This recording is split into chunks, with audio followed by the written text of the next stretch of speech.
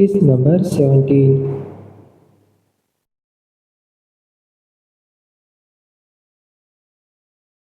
رحاب کو اپنی گردن پر کسی کی سانسوں کی تپش محسوس ہو رہی تھی۔ وہ کچھ کسمسائی اور ایک لمبا سانس کھینچا۔ پرفیوم کی اسمیل اس کی ناک سے ٹکرائے۔ اس نے ایک آنکھ کھولی اور ادھر ادھر دیکھا۔ کچھ زیادہ ہی دیر تک سو گئی تھی۔ آج وہ پھر اس کی نظر اس وجود پر گئی جس کے چہرے کو اپنی گردن سے لگائے ہوئے تھی۔ صارم کی خاموش نظروں سے اس کی نگاہیں ٹکرائی اور وہ چلا کر دور ہوئی۔ ایسی چیخ تھی کہ صارم نے گول کر اسے دیکھا۔ وہ منہ پر ہاتھ رکھے بڑی بڑی آنکھوں کو کھولے اسے دیکھ رہی تھی۔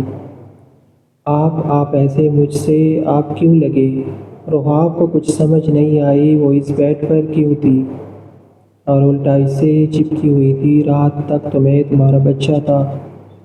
اچانک بچے کو دیکھ کر چیخ نکل گئی۔ وہ سنجیدگی سے ایک آئی برو اچکا کر اس کی صورت دیکھنے لگا۔ نہیں، وہ رونے والی ہوئی۔ ایسے بیہو کر رہی ہو جیسے مجھے پتہ نہیں کہ تم بہنیں مردوں کو یوں ہی پٹاتی ہو۔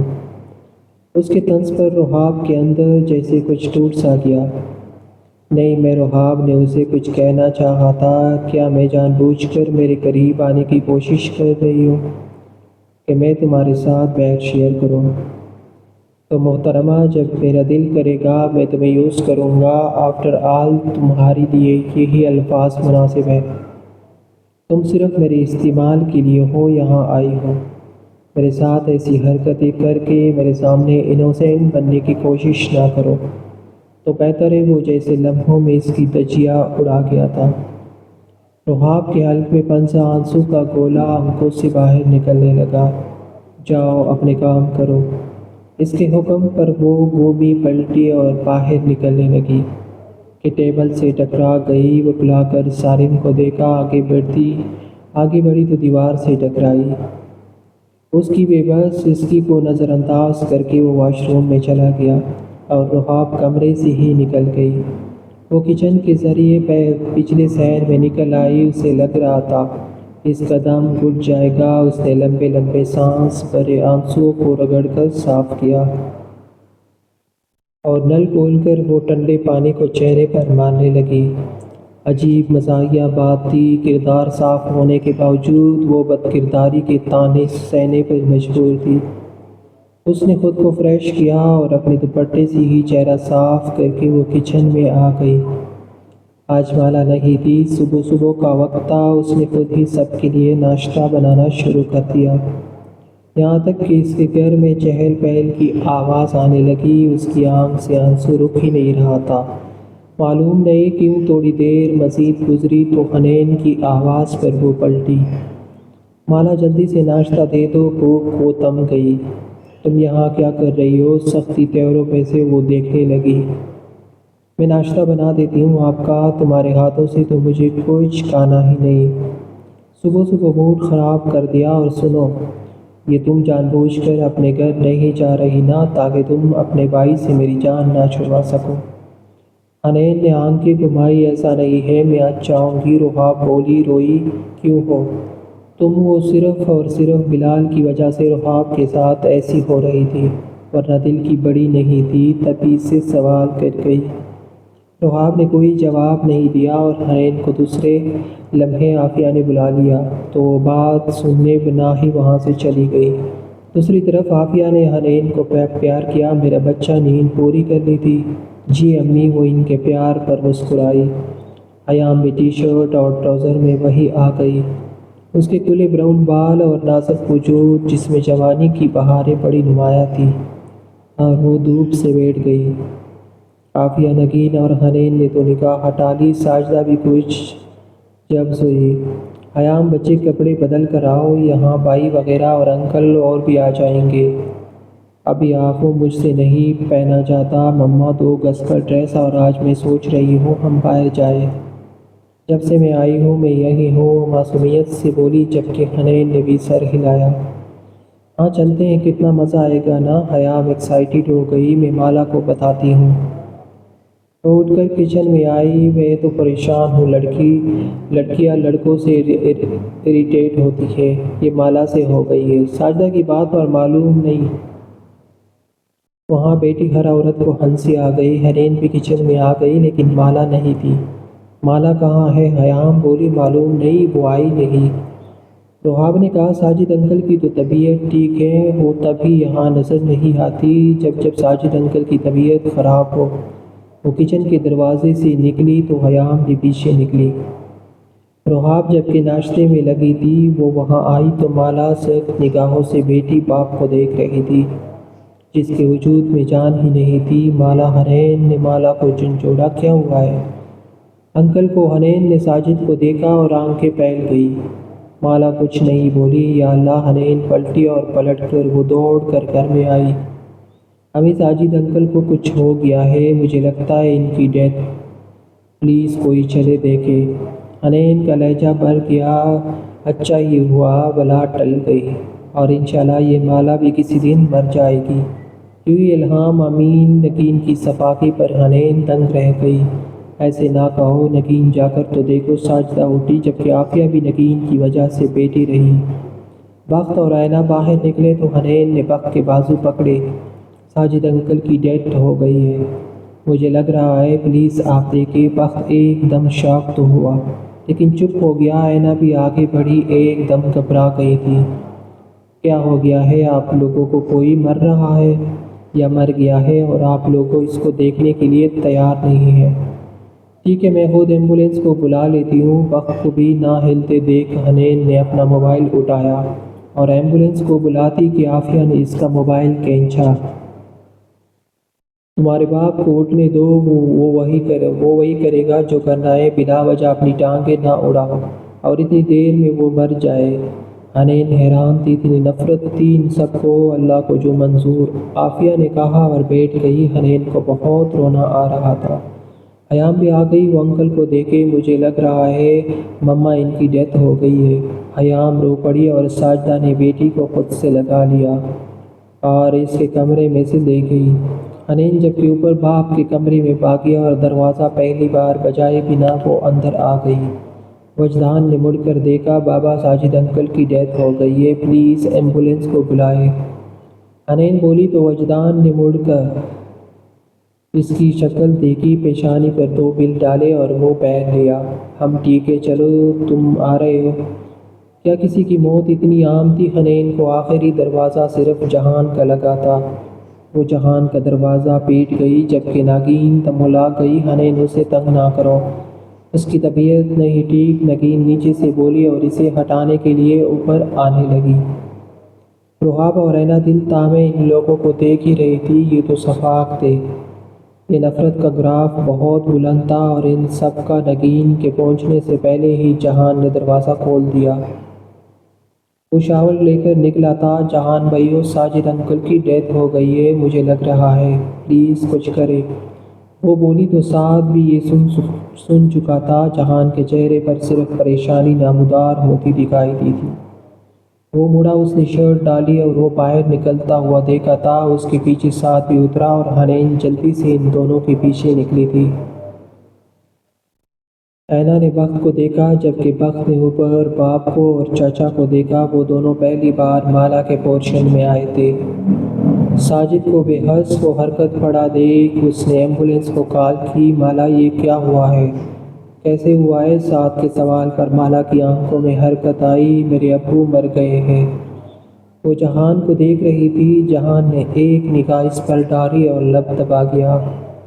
حالات تو ایسے ہی تھے لیکن وہ کچھ کہہ نہیں سکتا تھا۔ کچھ دیر میں ایمبولینس آئی۔ ڈاکٹر نے ساجد کو چیک کیا لیکن اس کے وجود میں حرکت نہیں تھی۔ آئی تھنک ان کو ہارٹ اٹیک آیا ہے اینڈ ہی از ڈیڈ، وہ سنجیدگی سے بولا جبکہ مالا منہ پر ہاتھ رکھ گئی۔ حنین نے مالا کو خود میں بینچ لیا اور وہ بے ساختہ روئی تو جہان لب دبا گیا جبکہ سعد بھی اس کے تڑپنے پر مٹایا بیچنے پڑا تھا۔ ان لوگوں نے اس کی تدفین کر کے احسان کر دیا تھا۔ مالا وہی بیٹھی رہی تھی، نگین عافیہ تو آئی ہی نہ تھی۔ جنازہ اٹھانے پر مالا نے باپ کی چارپائی پکڑ لی۔ دنیا میں اس کے پاس اب کون تھا؟ کون جنازہ چلا گیا۔ باپ کا سایہ اس کے سر پر سے ہٹ گیا، باپ کی چاہ ہٹ گئی اور وہ تنہا رہ گئی۔ 2 دن گزر گئے تھے، مالا وہاں سے ہلی بھی نہ تھی اور حنین، حیام، رحاب اور اینا بھی اس کا بہت خیال کر رہی تھی۔ اور اس طرح 1 ماہ گزر گیا۔ مالا کی دونوں آنکھیں بھاری ہوئی تھی، وہ قبول کرنے کے لیے تیار نہ تھی، وہ دنیا میں تنہا رہ گئی ہے۔ وہ اپنے باپ کے چند سوٹ دیکھ کر رو رہی تھی کہ نگین اور عافیہ کے آنے پر وہ شوق سے انہیں دیکھتی رہ گئی۔ کب تک یہ ناٹک چلے گا تمہارا، کب تک ان سیاہ دیواروں سے سر پیٹنا ہے تم نے؟ وہ دونوں بولی۔ مالا کچھ بول نہ سکی۔ اپنے کام سے لگو، جس نے جان چکا تھا وہ ویسے بھی دنیا میں ایسا کچھ خاص نہیں کیا۔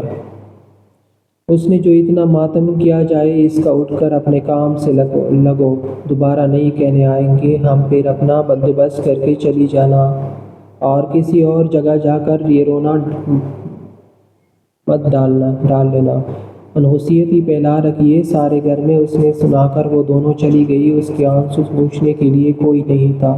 تبھی اس نے اپنے آنسو خود پہنچے اور سارا سامان سمیٹ دیا۔ کچھ دن مزید گزرے اور سب نارمل ہو گیا۔ خیر وجدان ہاؤس میں تو سب نارمل ہی تھا۔ مالا کچن میں داخل ہوتا ساتھ اسے پکار گیا۔ مالا مریض جی، میں آپ کے لیے کافی ہی بنا رہی تھی، رہنے دو، ادھر بیٹھو۔ ساتھ نے اس کا ہاتھ پکڑ کر اسے بٹھایا، ساتھ نے اسے اپنے سامنے بٹھا لیا جبکہ اس کے دونوں ہاتھ تھام لیے۔ مالا اسے حیرانگی سے دیکھنے لگی۔ مجھے بہت دکھ ہے تمہارے فادر کا، بہت زیادہ۔ اس کی بات پر مالا کی آنکھیں ایسے بھر گئی کہ وہ اپنے بے اختیار نکلنے والی آنسو کو روک نہ سکی۔ مجھے لگا انہیں تو مرنا ہی تھا، لیکن آپ نے افسوس کر کے یہ احساس دلایا کہ وہ انسان تھے اور ان کا دکھ مجھے ہے۔ مالا بولی تو ساتھ نے سر ہلایا۔ اپنا خیال رکھو اور ان کے لیے زیادہ سے زیادہ دعا کرو۔ وہ اس کے آنسو صاف کر کیا جبکہ جہان، جو خود بھی کافی کا کہنے کچن میں آیا تھا، یہ منظر دیکھ کر وہی رک گیا۔ ساتھ نے ہلکا پھلکا مذاق میں بات کی تو مالا ہنستی ہوئی ہی اس کی نگاہ دروازے پر چلی گئی۔ جہان نے پہلی بار کافی کا مگ خود اٹھایا اور کافی بنانے لگا۔ اس کا انداز بے حد سنجیدہ تھا۔ ساتھ جہان کو دیکھ کر باہر چلا گیا جبکہ مالا کچھ کنفیوز سی کھڑی تھی۔ دکھ ہوا تمہارے باپ کا مجھے، کافی میں چمچ چلاتے اکڑا لہجے میں بولا، لیکن لگ رہا ہے سب سے زیادہ دکھ ساتھ کو ہوا ہے۔ اس نے کب پھینکا۔ مالا نے حلق میں توک نکلا۔ اچھی بات، انسان کے پاس دکھ بانٹنے والے لوگ ہونے چاہیے۔ جہان نے چمچ بھی پھینکی۔ مالا دور ہوئی اور مالا کو تو چاہنے والا مل گیا ہے۔ انہیں ایسا نہیں ہے۔ مالا پریشان ہوئی۔ کیوں تمہیں نہیں دکھتا وہ تم میں انٹرسٹ لے رہا ہے؟ میں ایسا تو نہیں چاہتی، پھر وہ تمہارے آنسو پوچھ رہا ہے، تمہارے ہاتھ پکڑ رہا ہے، تمہیں کوئی فرق نہیں پڑتا؟ اس کی داڑھ پر گر بر گونجتا مالا کا چہرہ زرد ہو گیا۔ ٹیل میں اس نے کانچ کے جاروں میں ہاتھ مارا۔ مالا بکلاہٹ کی انتہا پر تھی۔ اس سے اتنے سخت رویے کی امید نہیں تھی۔ مالا تمہیں سمجھ نہیں آتی، وہ چیخ رہا تھا۔ جان اس کے پاس اس کے علاوہ اسے روکنے کا کوئی طریقہ دکھائی نہ دیا۔ مالا اس کے سینے پر ہاتھ رکھ گئی اور وہ ویسے تاما جیسے آگ پر پانی ڈال دیا ہو۔ جہان نے اس کا بازو جکڑا اور اسے لے کر صحن میں آ گیا اور کچن کا دروازہ بند کر کے مالا کو دروازے کے ساتھ زور سے لگا دیا۔ ہم بولو، وہ اسے گور رہا تھا۔ اس کا ایک ہاتھ مالا کے سر کے اوپر تھا جبکہ وہ جھک کر اس کا چہرہ دیکھ رہا تھا۔ آپ کو؟ ہاں مجھے بولو، مجھے کیا مسئلہ ہے؟ میں ہی کہوں گی نہ، تم آندھی ہو، آندھی بہری ہو، تمہاری آنکھیں بند ہیں، تمہیں دکھائی نہیں دیتا؟ لمحوں میں تم سے نکاح کر سکتا ہوں میں۔ مجھے نہیں کرنی آپ سے شادی۔ مجھے ڈرانا بند کر دے، مجھے حکم دینا بند کر دے، مجھے معاف کر دے۔ میں نہیں کروں گی آپ سے شادی، کبھی بھی نہیں۔ ایک دم جہان نے ہاتھ اٹھایا لیکن مالا کو وہ ہاتھ نہ چھو سکا۔ اس نے دروازے پر کئی مکے مار دیے۔ جہان، تم کو؟ وہاں نگین کی آواز تھی۔ وہ دروازہ کھولنا چاہتی تھی۔ مالا اپنا چہرہ چھپا کر رو دی۔ تم مجھے بار بار اور مسلسل اگنور نہیں کر سکتی، نظر انداز نہیں کر سکتی، سمجھی تم؟ کیونکہ میں سیریس ہو گیا۔ مالا تو میں تمہیں کہے کا نہیں چھوڑوں گا، کہہ کر وہ وہاں سے چلا گیا۔ تن فن کرتا، جبکہ نگین نے فوراً دروازہ کھولا تو روتی ہوئی مالا دکھائی دی۔ نگین نے دان پیسے مالا کو دیکھنے لگی۔ مالا آنسو صاف کر کے کچن میں آ گئی۔ نگین سوچ میں پڑ گئی، کچھ نہ کچھ اسے ہر صورت کرنا چاہیے تھا، ورنہ معاملات اس طرح بگڑتے کہ وہ اپنے بچے کو اس ناگن سے بچا نہ پاتی۔ رحاب گھر میں داخل ہوئی تو گھر میں عجیب سا سناٹا تھا۔ وہ اندر آئی اور دارم بھاگ کر اس کے گلے سے لگ گیا۔ دارم وہ اس نے سینے سے بھینچ کر رو دی۔ اس کے آنسو بہہ نکلے۔ انی تمہیں واپس نہیں آنا تھا، وہ خفگی سے بولا۔ میں تو جانا بھی نہیں چاہتی۔ وہ آنسو صاف کر کے اس کی جانب دیکھتی بولی، میری مما بہت بری ہے، انہوں نے یہ سب کچھ جان بوجھ کر کیا۔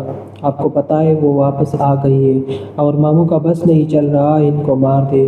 بس تو میرا بھی نہیں چل رہا، وہ مٹھائیاں بیچتا بولا۔ رحاب حیرانگی رہ گئی۔ آپ ہی واپس آ گئی ہے؟ وہ اندر آئی تو میرال بیٹی تھی، وہ امی سے بات کر رہی تھی، جس کو سننے پر شاید مجبور تھی۔ امی رحاب آگے بڑھی تو انہوں نے رحاب کو سینے سے لگایا اور ویسے روئی جیسے وہ مان گئی ہو کہ ہر جرم ان کا ہے۔ عزت بچانے کی خاطر وہ اپنی بھول سی بچی کو اتنی بڑی عمر کے آدمی سے بیاہ کر چکی تھی۔